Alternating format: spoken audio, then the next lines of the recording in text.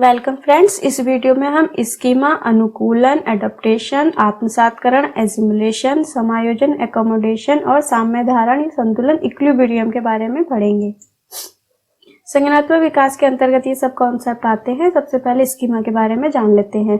बच्चे के दिमाग में जो भी चीजें पहले से स्टोर होती हैं या पूर्व ज्ञान होता है उसका, ठीक है। जैसे जो भी पहले देखा हो बच्चे ने, जैसे उसके माँ बाप का चेहरा, उसके खिलौने या कोई क्रिया, जैसे खाना खाने के लिए हाथ को मुंह तक लेके जाना, ये सब उसके स्कीमा में सेट होता है। बच्चे को बिस्कुट दिया जाएगा उसके हाथ में तो वो तुरंत बिस्कुट को अपने हाथ से पकड़ता है, मुंह तक ले जाता है। तो इसकी स्कीमा में पहले से सेट है। उसके दिमाग में कुछ चीजों का, कुछ बातों का पहले से स्टोर होना, पहले से ही निर्धारित होना, वो उसका स्कीमा कहलाता है। जैसे कि ये बच्चा है छोटा सा, और ये क्या है, इसके दिमाग में स्टोर है कि ये इस तरह से दिखती है, ये मेरी माँ है, और इस तरह से चेहरा है जिनका, ये मेरे पिता हैं, और इस तरह से ये एक लेडी है, वो मेरी केयर टेकर है या मेरी कोई रिलेटिव है। ठीक है, ये बच्चे के दिमाग में पहले से ही इसके स्कीमा में ऐड है, तो ये उसका स्कीमा कहलाता है। और इस टाइप से एक दिखता है, वो मेरा भाई है या एक मेरा दोस्त है, सेम मेरे जैसा बच्चा है एक। ये सारी बातें उसके दिमाग में पहले से ही स्टोर हैं, तो ये सब क्या है, उसके स्कीमा में सेट है। ये मेरे माता पिता है, केयर टेकर, ये मेरा भाई या कोई मेरा दोस्त, तो ये सब चीजें उसके स्कीमा में सेट हैं। स्कीमा क्या है, मानसिक संरचना है। स्कीमा को क्या कहते हैं, मानसिक संरचना। उसकी मानसिक संरचना, उसके माइंड में ये सब बातें पहले से ही फीड हैं।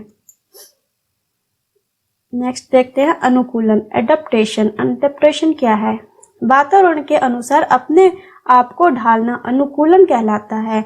वातावरण के अनुसार, जो उसका एनवायरनमेंट है जिसमें बच्चा रह रहा है, उसके अनुसार उसके चारों तरफ क्या चीजें हैं, उसके साथ में तालमेल जो भी है उसका, वो देखते हैं। एडप्टेशन मतलब कि इसकी दो प्रक्रियाएं होती हैं।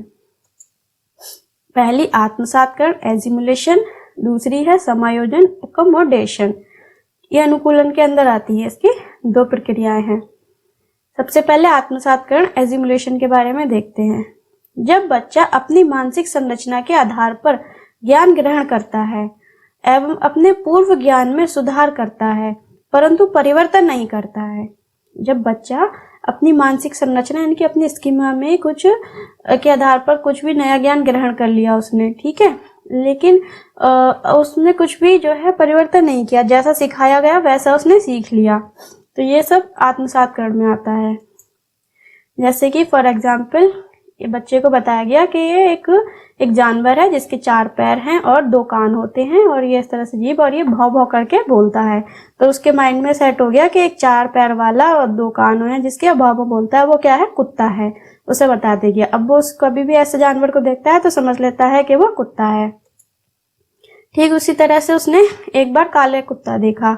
अब उसने पहचाना कि इसके 4 पैर हैं, 1 पूंछ है और 2 कान है, और ये भी भौं भौं करके बोल रहा है। तो पहले से उसने समझ लिया कि इस तरह से 4 पैर वाला क्या होता है, कुत्ता होता है। ये भी सेम वैसा ही लग रहा है, बस कलर थोड़ा सा डिफरेंट है। वो वाइट था और जब उसने देखा ये काला कुत्ता है, उसने थोड़ा सा सुधार तो कर लिया अपने ज्ञान में और पहचान भी लिया, ये भी भौं भौं बोल रहा है। तो ये उसका स्कीमा में सेट हो गया है कि 4 पैर वाला जो जानवर है ये कुत्ता होता है। नेक्स्ट समायोजन। समायोजन, एकोमोडेशन। पूर्व ज्ञान में परिवर्तन करके वातावरण के साथ तालमेल बिठाना समायोजन कहलाता है। जैसे जब उसने देखा बच्चे ने कि एक जानवर है, उसके भी 4 पैर हैं, 2 कान हैं और उसके सींग हैं, लेकिन वो भौं भौं करके नहीं बोल रही है, ठीक है। तो बच्चा इसको भी समझता है कि ये भी कुत्ता है, लेकिन उसकी माता ने उसको बताया कि ये कुत्ता नहीं, ये बकरी है। अब उसने अपने दिमाग में परिवर्तन कर लिया कि 4 पैर हैं, इसके भी हैं, इसके भी हैं, लेकिन ये कुत्ता जो है वो भौं भौं करके बोलता है और बकरी मैं मैं करके बोलती है। अब उसने अपना नए ज्ञान को जोड़ लिया अपने माइंड में। तो ये क्या हो गया, उसने अपने में ज्ञान में थोड़ा सा परिवर्तन किया और नए ज्ञान को सीख लिया। तो ये समायोजन कहलाता है। इसी को एक मैथमेटिकल एग्जाम्पल से समझते हैं। आत्मसातकरण में जैसे कि बच्चे को बताया गया 2 + 3 क्या है, 5 होता है। 2 और 3 को जोड़ेंगे तो 5 होगा। उसी तरह से वो 2 और 3 को जोड़ना सीख गया है 5, तो वैसे ही वो 22 और 33 को जोड़ के 55 भी सीख लेगा कि 22 और 33 जोड़ने पे 55 होता है। नेक्स्ट, वो सीख चुका है कि 2 और 3 जैसे 5 होता है। अब उसे बताया गया कि 2 और 3 गुणा भी होती है। 2 गुणा 3, 2 गुणा 3 क्या होगा, वो थोड़ा कंफ्यूज हो जाएगा कि उसने सिर्फ 2 और 3 को जोड़ना सीखा है। अब उसे बताया जाए कि गुणा करने पे 2 और 3 गुणा 6 होता है, तो वो अपने ज्ञान में थोड़ा सा परिवर्तन करेगा। परिवर्तन के साथ नए ज्ञान को सीख लेगा कि 2 गुणा 3 6 है। तो ये उसने क्या किया, अपने ज्ञान में समायोजन किया है, एकोमोडेशन। नेक्स्ट है साम्य धारण संतुलन, इक्विलिब्रियम। जब बच्चे के सामने नई स्थिति उत्पन्न होती है, उसका मानसिक संतुलन अस्थिर हो जाता है, जिसे दूर करने के लिए बच्चा या तो आत्मसातकरण या समायोजन का कार्य करता है। चयन से पूर्व की स्थिति को साम्य धारण कहते हैं। जब बच्चे के सामने नई स्थिति आ गई, जैसे पहले उसने कुत्ता देखा था, फिर वैसे ही कुत्ता देखना उसने और फिर बकरी देखी, तो वो कंफ्यूज हो गया कि ये जो नया वाला जो है जानवर, ये कुत्ता है या बकरी है।